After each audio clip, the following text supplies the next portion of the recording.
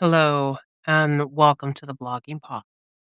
There's a moment happening right now that a lot of people may be missing because it's buried under headlines and commentary. A former chairman of the Joint Chiefs of Staff, General Charles Q. Brown Jr., gave a talk where he wasn't yelling, he wasn't accusing, but he was warning. And sometimes the quiet warnings are the ones we need to pay the most attention to. So let's just break this down in a simple way. First, we need to understand what his role was. The chairman of Joint Chiefs is not a politician. This is a person who advises on military strategy at the highest level. When someone like that speaks carefully about risk, it's not for drama. It's because they've seen things go wrong. General Brown served as chairman from 2023 until he was removed from the position in early 2025.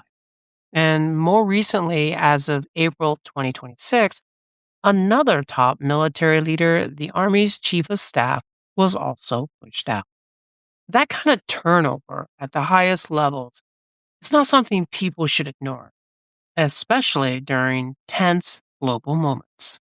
One of the biggest things the former chairman of the Joint Chiefs of Staff pointed out was the scale of what a major war could look like.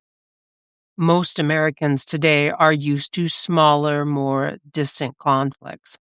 But he warned that a large scale war could bring casualties that look more like World War II than anything we've seen in recent years.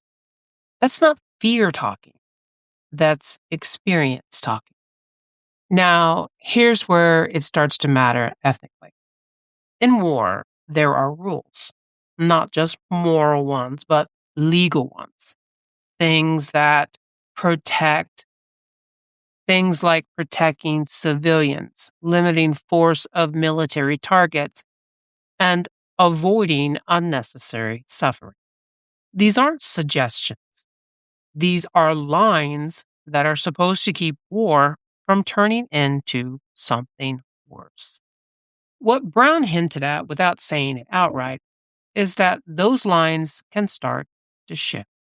And that's the first warning sign. When leaders begin to stretch what counts as legal, even if they can justify it on paper, the real world effect is that the boundaries start to move. Something that would have been questioned before becomes normalized. And once that line moves, it's very hard to move it back. The second warning sign is how decisions are made. Brown made it clear that military leaders give advice behind closed doors. They speak honestly in private. But once a decision is made, if it is judged to be legal, the military carries it out. That means the public doesn't always see the disagreement. By the time we hear about something, it may already be in motion. And that matters because it puts more responsibility on us to pay attention to patterns, not just single events. The third warning sign is leadership instability. When experienced military leaders are pushed out during a tense moment, it doesn't automatically mean something is wrong, but it does remove people who are trained to slow things down, ask hard questions, and weigh consequences. And in a situation where decisions can cost, that kind of experience matters. Now let's connect this back to ethics again in plain terms. Crossing a line in war doesn't always look like a dramatic headline. Sometimes it looks like small shifts, expanding what counts as valid targets, accepting higher civilian risk as necessary, redefining what proportional force means. Each step may sound reasonable on its own, but taken together, they can lead somewhere very different than where we started. And this is the part that we should really sit with. Brown wasn't making a political argument. He was pointing out the nature of war itself is changing and that the guardrails we rely on can weaken if we stop paying attention to them. So the takeaway isn't panic, it's awareness. Pay attention when leaders talk about legality more than responsibility. Pay attention when human costs get described in abstract terms. Pay attention when experienced voices are no longer in the room, because those are the moments when lines don't just get crossed, they get written.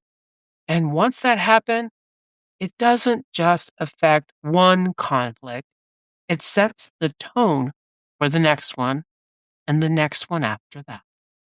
And that's something worth understanding before it's too late.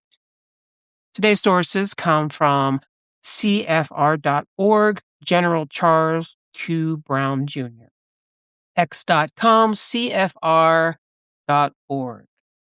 Wikipedia.org, Charles Q. Brown Jr., www.thecrimson.com, Joint Chiefs, IOP 4.